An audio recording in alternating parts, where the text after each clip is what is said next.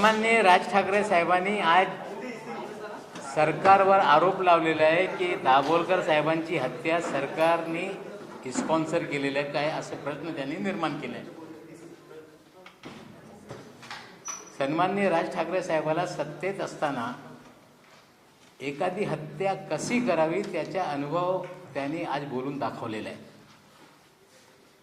युतीच्या काळामध्ये झालेली केनीची हत्या त्याला त्यांनी स्पॉन्सर केलं काय हे प्रश्न आजपर्यंत लोकांच्या मनात आहे आणि त्याच्या आधारावर या पद्धतीचे ते आरोप लावत आहे. एखादा प्रकार उघड झाला नाही, उशीर झाला नाही हे खरं आहे, पण आम्हाला अपेक्षा आहे की लवकरात लवकर पोलीस खाता किंवा पुणेचे पोलीस, क्राईम ब्रांच लवकरात लवकर दाभोलकरच्या मारेकरूंना लवकरच पकडतील ही अपेक्षा आम्हाला आहे.